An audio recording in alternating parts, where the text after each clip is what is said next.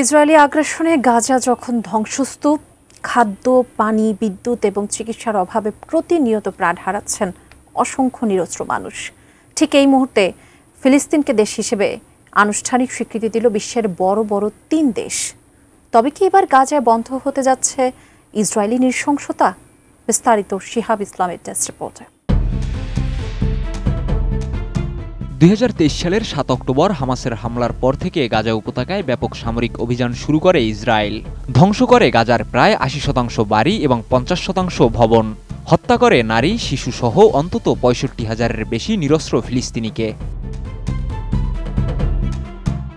তবে এবার ফিলিস্তিনি রাষ্ট্রকে আনুষ্ঠানিক স্বীকৃতি প্রদান করল যুক্তরাজ্য, কানাডা এবং অস্ট্রেলিয়ার সরকার। ২১ সেপ্টেম্বর একাধিক বিবৃতির মাধ্যমে এই স্বীকৃতির ঘোষণা দিয়েছে উক্ত দেশগুলি। যুক্তরাজ্যের প্রধানমন্ত্রী কিয়ার স্টারমার তার ভিডিও বার্তায় বলেন, আজ আমি স্পষ্টভাবে ঘোষণা করছি, যুক্তরাজ্য আনুষ্ঠানিকভাবে ফিলিস্তিনি রাষ্ট্রকে স্বীকৃতি দিচ্ছে। তিনি আরও বলেন, শান্তি ও দ্বিরাষ্ট্র সমাধানের আশা পুনরুজ্জীবিত করতে এই পদক্ষেপ নেওয়া হচ্ছে। রোজকার সাধারণ খাবার এখন হবে অসাধারণ। প্রাণ স্বাদের মশলা, স্বাদ বাড়ায়, ঘ্রাণ ছড়ায়। অপরদিকে কানাডার প্রধানমন্ত্রী মার্ক কার্নি তার বিবৃতিতে বলেছেন, কানাডা ফিলিস্তিনকে স্বাধীন রাষ্ট্র হিসেবে স্বীকৃতি দিচ্ছে।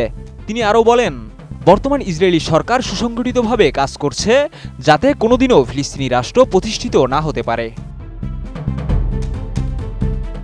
তিনি ইসরায়েলের পশ্চিম তীরে ক্রমাগত বসতি সম্প্রসারণ এবং গাজায় মানবিক সংকট সৃষ্টি করার বিষয়েও কঠোর মন্তব্য করেন। তিনি আন্তর্জাতিক আইনের লঙ্ঘন নিয়ে কথা বলেও ফিলিস্তিনি রাষ্ট্র প্রতিষ্ঠার গুরুত্ব তুলে ধরেন।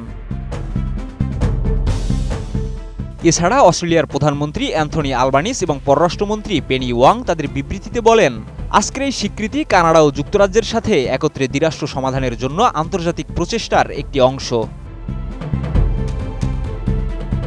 এদিকে এই পদক্ষেপের তীব্র সমালোচনা করেছে ইসরায়েল। ইসরায়েলি প্রধানমন্ত্রী বেনিয়ামিন নেতানিয়াহু বলেছেন, এমন পদক্ষেপ সন্ত্রাসবাদকে পুরস্কৃত করবে।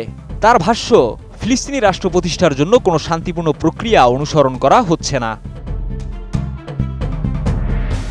তবে ব্রিটিশ মন্ত্রীরা বলছেন, দীর্ঘমেয়াদী শান্তি চুক্তির আশা বাঁচিয়ে রাখতে ফিলিস্তিনকে স্বীকৃতি দেওয়া একটি নৈতিক দায়িত্ব।